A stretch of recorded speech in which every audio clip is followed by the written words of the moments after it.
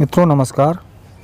पिछले एपिसोड में आपसे जो प्रश्न पूछा गया था वो प्रश्न था, गुलाबी नगर पिंक सिटी किसे कहा जाता है। गुलाबी नगर पिंक सिटी किसे कहा जाता है, जिसका उत्तर कमेंट में आया है। तो आइए देखते हैं इसका उत्तर क्या होगा।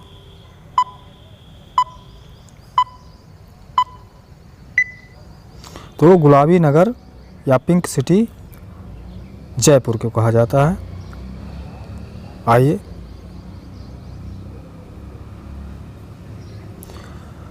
जो बीच राह में बैठ गए वह बैठे ही रह जाते हैं, जो लगातार चलते रहते निश्चय ही मंजिल पाते हैं। मैं राम नारायण शर्मा उपस्थित हूँ एक बार फिर सामान्य ज्ञान के 20 प्रश्नों को लेकर अपने ब्राइट स्टडी मंत्रा में सामान्य ज्ञान प्रश्नावली को शुरू करने के लिए। तो आइए प्रश्नावली को स्टार्ट करते हैं। प्रश्न नंबर 1 है, प्रधानमंत्री नरेंद्र मोदी ने भारत के पहले श्री विश्वकर्मा कौशल विकास विश्वविद्यालय की नींव कहाँ पर रखी। ऑप्शन ए है पलवल हरियाणा, ऑप्शन बी है greater Noida Uttar Pradesh, option C है मानेसर हरियाणा और ऑप्शन डी है शिलांग मेघालय। तो आइए देखते हैं इसका उत्तर क्या होगा।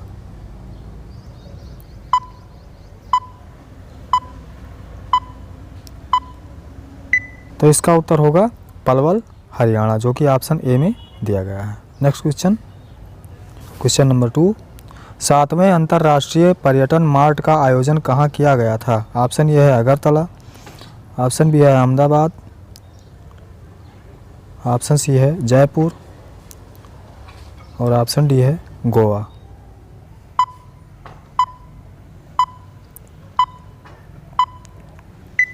तो 7वें अंतर्राष्ट्रीय पर्यटन मार्ट का आयोजन किया गया था अगरतला में, जिसका उत्तर ऑप्शन ए में दिया गया है। अगला प्रश्न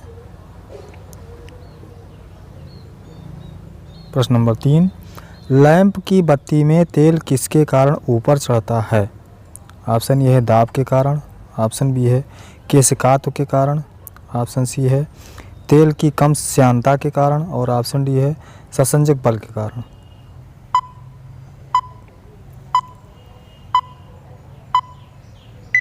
तो लैंप की बत्ती में तेल चढ़ता है केशिकात्व के कारण, जिसका उत्तर ऑप्शन बी में दिया गया है। अगला प्रश्न नंबर 4, श्वेत प्रकाश कितने रंगों का मिश्रण होता है। ऑप्शन ए है 4, ऑप्शन बी है 5, ऑप्शन सी है 6 और ऑप्शन डी है 7।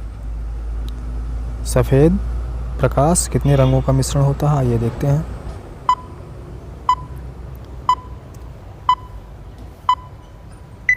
श्वेत प्रकाश 7 रंगों का मिश्रण होता है, जिसका उत्तर ऑप्शन डी में दिया गया है। अगला प्रश्न नंबर 5, केंद्रीय वन अनुसंधान संस्थान कहाँ स्थित है। ऑप्शन ए है दिल्ली में, ऑप्शन बी है भोपाल में, ऑप्शन सी है देहरादून में, ऑप्शन डी है लखनऊ में।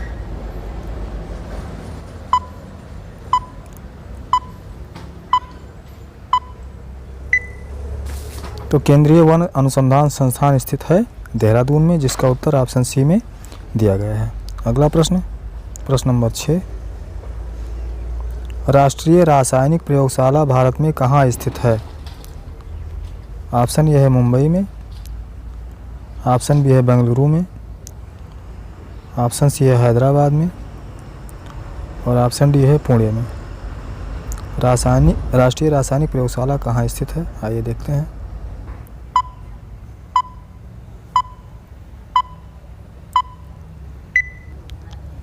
तो राष्ट्रीय रासायनिक प्रयोगशाला भारत में पुणे में स्थित है, जिसका उत्तर दिया गया है ऑप्शन डी में। अगला प्रश्न नंबर 7, कामाख्या मंदिर भारत के किस राज्य में स्थित है। ऑप्शन ए है मेघालय में, ऑप्शन बी है मणिपुर में, ऑप्शन सी है नालंदा में, ऑप्शन डी है असम में।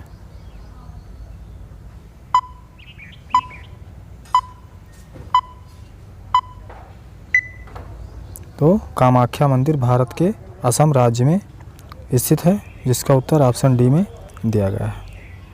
अगला प्रश्न नंबर 8, प्रसिद्ध दार्शनिक मार्क्स किस देश के निवासी थे। ऑप्शन ए है जर्मनी, ऑप्शन बी है हॉलैंड, ऑप्शन सी है फ्रांस और ऑप्शन डी है ब्रिटेन।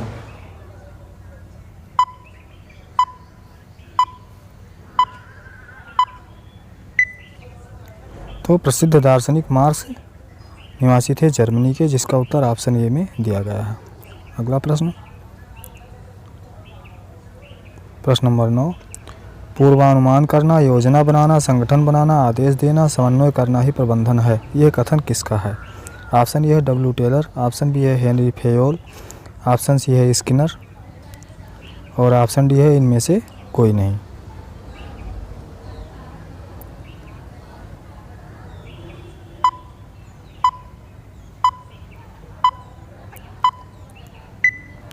तो इसका उत्तर है ऑप्शन बी हेनरी फेयोल। अगला प्रश्न, प्रश्न नंबर 10, मानव शरीर का सबसे बड़ा अंग कौन सा है? ऑप्शन ए हृदय, ऑप्शन बी है मस्तिष्क, ऑप्शन सी है यकृत और ऑप्शन डी है गुर्दा।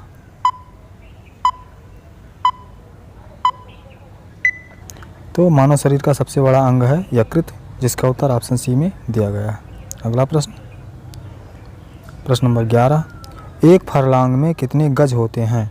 ऑप्शन ए है 210 गज, ऑप्शन बी है 220 गज, ऑप्शन सी है 208 गज और ऑप्शन डी है 230 गज।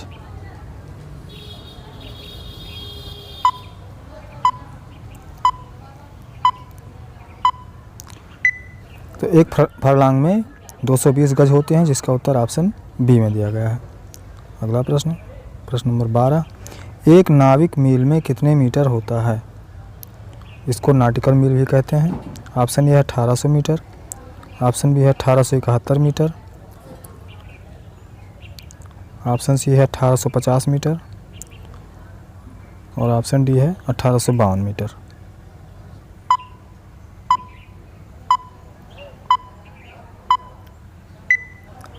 एक नाविक मील में 1852 मीटर होता है, इसका उत्तर ऑप्शन डी में दिया गया है। अगला प्रश्न, प्रश्न नंबर 13, दृष्टि संबंधी दोष मानव के किस विकास पर प्रभाव नहीं डालता है? ऑप्शन ए है शारीरिक व मानसिक, ऑप्शन बी है शैक्षिक व व्यावसायिक, ऑप्शन सी है संवेगात्मक, ऑप्शन डी है सांस्कृतिक।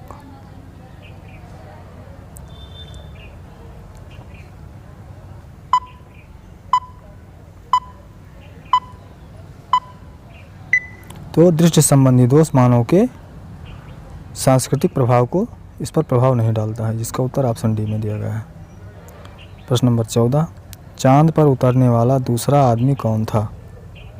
ऑप्शन ए है यूरी गागरिन, ऑप्शन बी है नील आर्मस्ट्रांग, ऑप्शन सी है बज एल्ड्रिन और ऑप्शन डी है माइकल कोलिंस।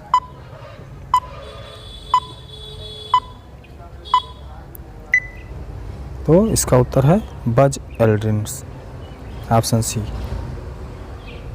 प्रश्न नंबर 15, ये ब्रीफ हिस्ट्री ऑफ टाइम पुस्तक के लेखक कौन हैं? ऑप्शन ए है रोजर पेनरोज, ऑप्शन बी है स्टीफन हॉकिंग, ऑप्शन सी है आइजैक न्यूटन और ऑप्शन डी है जवाहरलाल नेहरू।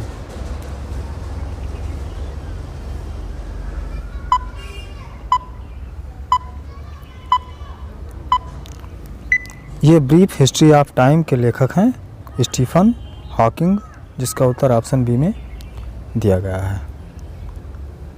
अगला प्रश्न, प्रश्न नंबर 16, 2011 की जनगणना के अनुसार उत्तर प्रदेश व महाराष्ट्र के बाद सर्वाधिक जनसंख्या वाला राज्य कौन सा है? ऑप्शन ए है पश्चिम बंगाल, ऑप्शन बी है बिहार, ऑप्शन सी है आंध्र प्रदेश और ऑप्शन डी है तमिलनाडु। आइए देखते हैं इसका उत्तर क्या होगा।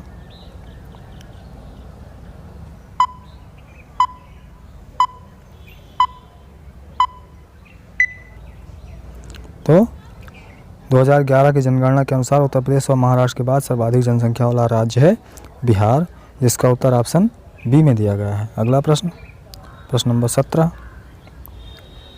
महात्मा गांधी का जन्म 2 अक्टूबर को हुआ था। भारत के एक अन्य महापुरुष का जन्म भी इसी तिथि को हुआ था। वो महापुरुष कौन थे? ऑप्शन ए है सरदार वल्लभ भाई पटेल, ऑप्शन बी है लाल बहादुर शास्त्री, ऑप्शन सी है रविन्द्रनाथ टैगोर और ऑप्शन डी है भगत सिंह।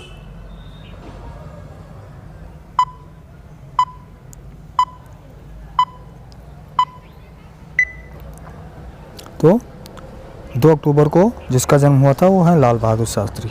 ऑप्शन बी सही है। एशिया का प्राचीनतम तथा विशालतम बौद्ध मठ कहाँ स्थित है? ऑप्शन ए है तवांग अरुणाचल प्रदेश में, ऑप्शन बी है लहासा तिब्बत में, ऑप्शन सी है त्रिकोमाली श्रीलंका में, ऑप्शन डी है उलान बटोर मंगोलिया में।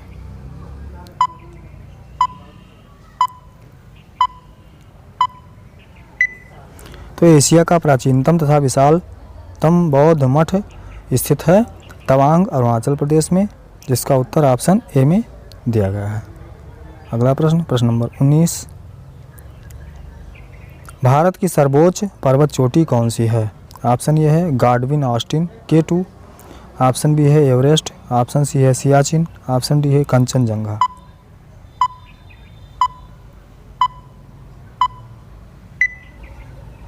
तो भारत की सर्वोच्च चोटी है गाडविन ऑस्टिन K2, जिसका उत्तर ऑप्शन ए में दिया गया है।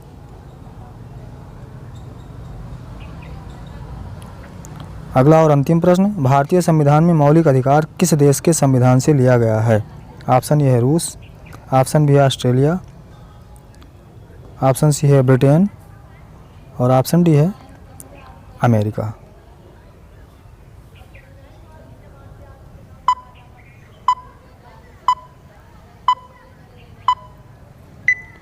तो भारतीय संविधान में मौलिक अधिकार लिया गया है अमेरिका से, जिसका उत्तर ऑप्शन डी में दिया गया है।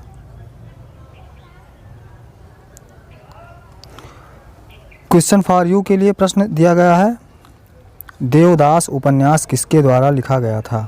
देवदास उपन्यास किसके द्वारा लिखा गया था?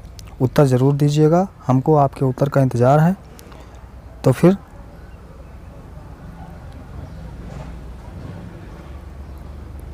मित्रों, यह वीडियो आपको कैसा लगा? अगर यह वीडियो आपको पसंद आया हो तो वीडियो को लाइक, शेयर व चैनल को सब्सक्राइब जरूर करें तथा बेल आइकन दबाना न भूलें, जिससे आपको नोटिफिकेशन टाइम से मिल सके।